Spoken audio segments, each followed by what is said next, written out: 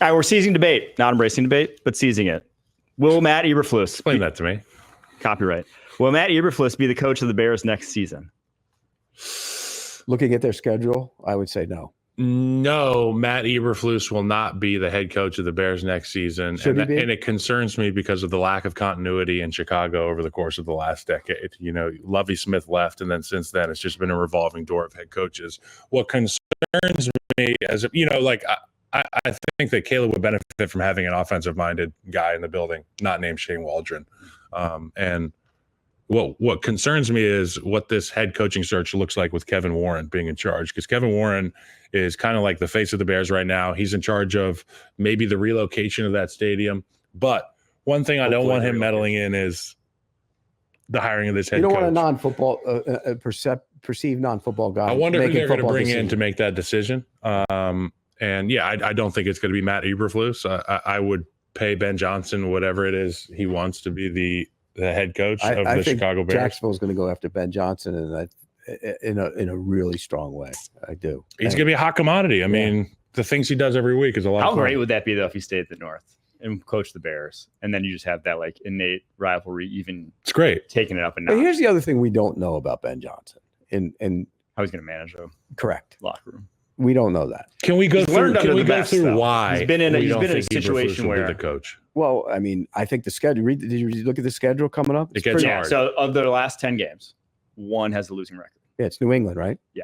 So, but it's not even about the future. It's about what we just saw. They bought. I mean, it was an awful end of game coaching. It was situational coaching was terrible. And you ask every one of those guys, they said we should have just slowed down a little bit. You left the game with timeouts, 3 timeouts, right? He took them home with him. 3 timeouts. They boarded the plane. Matt Nagy.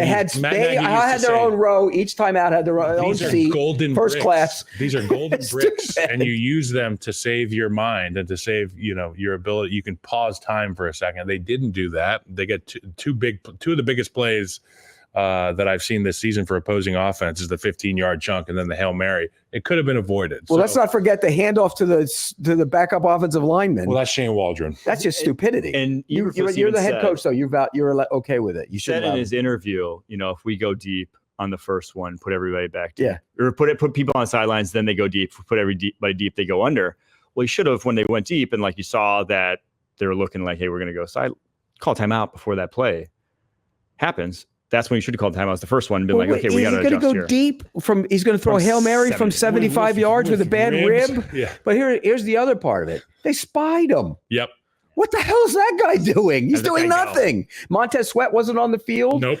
What are you doing? It's just bad situational coaching. Call timeout. Get your guys a breather. Get your best 3 on the field. If you are going to rush 3, get your best 3 rushers on the field and let them pin their ears. And don't let them go get to the sideline. I mean, everyone rushes like D lineman in that situation. You want someone that can just track him down because he can't it's not going to be him just sitting in the pocket. So like I would rush just line. I want one winner. I want one rush winner. Well, yeah, you want like Montez Sweat. He runs a 4.4 or whatever. But TJ Edwards was spying him. Rush him. Yeah, you want all athletes out there getting. And he could have called timeout and put a receiver in on the back end to bat the ball down. Yeah. Big like what Dunze's 6'3". 6'2"? Yep. Go put him back there and let him jump up and bat the ball down. Remember they used to bring Calvin Johnson out there. And Rob Gronkowski. Yeah. I mean, he's not running. Here's why you don't spy him in that situation. He's not running anywhere. Nope. Yes. Yeah. Oh, obviously.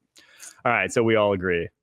No, next season. All right. Who will Jameis Winston have a winning record with the Browns? It's up to a good start. Yes, he's going to be 4-2. We talked about it. It's going to be the Chargers. He's going to New Orleans. I think they beat the Chargers. I think they beat New Orleans on the road. I think they beat Pittsburgh at home. I've got this. I've got out of the ones that I wrote. Okay. Chargers win. New Orleans win. Pittsburgh win. Kansas City loss. Cincinnati win. Where's that at? Miami. It's at Cincinnati. Miami, obviously a win. They're atrocious at football. Can't figure anything out. Lost to Baltimore. It's 4-2 there. I think yes. You missed the Broncos and you missed. Where's the Broncos game at? Steelers yet again. It's in Denver. Okay, well, Steelers win. He might end up 500. That's what I say. He could be above 500. I say he's about 500. I think they'll be below 500. Guaranteed. $10. They have 2 layups in the Saints and the Dolphins. Layups, but like 2 games that they'll be easily facing. Is the Saints game at home? I'm not sure there's any other Saints games in New Orleans. Yeah, but if the car's back, and that's not a guarantee. I will say there's probably not a lot of games they'll be favored outside of that. So but the Jameis effect. I'll say no. He won't. The Jameis effect. I love Jameis as much as I love Jameis too, but I don't think he's ever winning. They screwed up by not having Jameis in the easiest part of their schedule when they played the Jags, the Giants, the Raiders, the Cowboys. Mandated from above. I'm convinced of it. Oh, Deshaun Watson is our best quarterback. It is not an option to go with the backup. But you know what? If your job was on the line, you were the head coach, and you're making $10 million a year, you'd sit there and say, we will go with Deshaun Watson. I would put Jameis in the Deshaun jersey before I put Deshaun out there. I'm not Deshaun. Will Deshaun ever start? That's a better question. Will Deshaun ever start at quarterback for the Cleveland Browns again? No. I pray he doesn't. I really hope. Will he ever start in the league again? As a starter. Probably. Not as a backup that goes in and starts, but as a starter. Is he going to be a Raider? Is Deshaun Watson a Raider? I think no, because after this contract, he's going to have to take a big pay cut regardless, because he's not going to. I think all agree not going to be Cleveland starter next year. Yep. At that point, then he's done. All right. Will the Cardinals win the NFC West? No. But I get the utmost respect for what that coaching staff has done with that team. Gannon, I think he's the real deal. He needs the talent, but especially on the defense side of the ball, to hold together what they do with. I mean, ask any casual fan to name multiple Browns defenders. Right. You're going to struggle. These are day 3 picks. And they lost Gardeck, which is one of their better players. So, I mean, what he's done with that team is pretty incredible right now. And they're going to be a feisty, tough out every single week. So they'll have games where they don't look good, but they're going to be a tough out. I'll be honest. I think they end up 4th in the NFC West. Yeah, I do too. But they're going to be a tough. Cardinals? Yeah. So they're undermanned. They own the head-to-head tiebreaker over the 49ers, and they own the record tiebreaker over the Seahawks. But I still think the Niners get hot and healthy. And they beat the Rams. And they make it their division. Yeah. And they beat the Rams. So I don't think it's the Cardinals. I don't think it's the Cardinals either. I agree. I think the Rams actually probably win. Rams or Niners? The Rams or Niners. Yeah. All right. Will an MVP be given to a running back? Hell no. No. Hell no. By the way, we can move. That one's no. All right. Will more than one AFC West team make the playoffs? Yes. I think that one's like a clear yes. I don't even know if that's a debatable one. Could be 3. We're embracing debate, but these ones are. Yes. I think the real question is, do 3 make the playoffs? Because right now, well, you're gonna get the Bills for sure, and then the other 2, maybe not. Right. The AFC Jets. West. No, but I'm saying we're going to go through and see who's going to make it. Okay.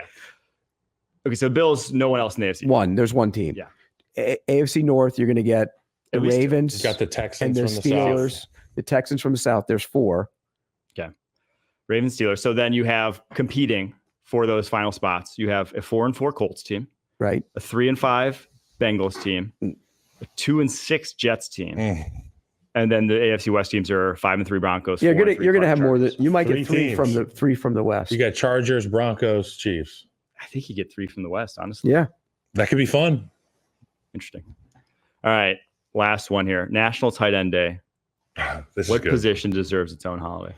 So really, the question was: it was National Tight End Day on Sunday. Which other position deserves its own fake holiday? Number 1, all holidays are fake. Whoa. Number 2, they're all money-making devices, and wow, that's such a nihilistic view. That's okay to say, right? Ho ho ho! Merry Christmas! Jeez, you Scrooge! I like. They're not fake. They're real. I like Christmas. Halloween. It's this week. Halloween. You're gonna dress up the kids and take them out for Halloween. What's the story behind Halloween, really? Mischief Night.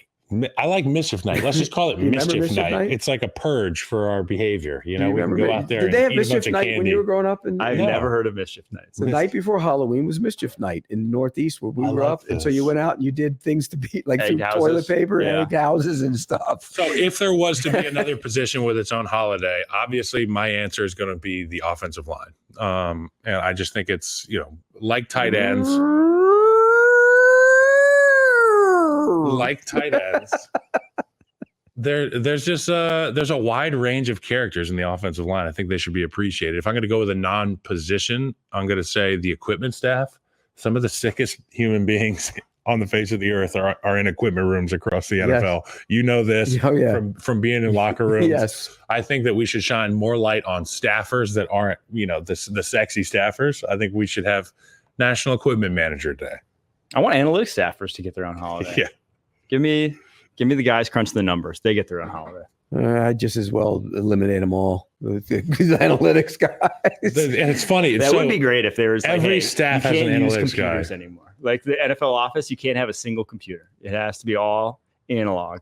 So you want an cool analytics guys will have their own holiday. Okay, who would I want to have? See, I'm kind of partial to the offensive linemen too, because they were over the course of covering this league.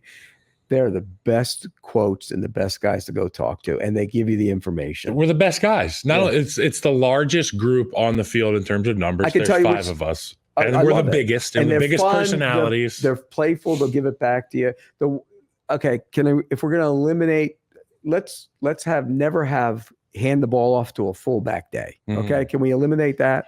You know what I call that? Donate it down. Or even better, we'll go to the Bears. Don't ever try and hand the ball off to an offensive lineman in a key situation. I don't care if it's in the first quarter or something. Not in a key situation. They're going to go, well, William Perry did it. The refrigerator did it. Kickers. He saw Ben Johnson and he's like, I want that for me, Lord. And he's like, okay, never mind. I'm not. How about like a pocket passer day, like a slow quarterback day? We've got all these freak athletes. We had 30 years now. of pocket passer day. Yeah, but like it's a relic now. Yeah, it's a relic now. So have a pocket passer day where we appreciate guys like Matt Stafford. It's like a historic in memoriam. The day that you should have is Nickelback Day. The value of that guy. That's Look at this photograph. Yeah, I'm trying to stand in line of clubs. I can't sing because we're gonna get in trouble. Not Nickelback the band. I can't believe you two went there. Isn't there like a whole group of people that kill people that are Nickelback fans? That's called the internet. Yeah. I don't know if they kill people that are Nickelback fans, but they always, they roast Nickelback and they say they pretty much make all the same songs. The songs suck. But honestly, if you go back and listen to Nickelback or you listen to a group like Creed, it's just awesome music. There's no group that I'd rather drive down the highway to and listen to than Creed. I think I'm going to bang some after this. I'm going to listen to Creed.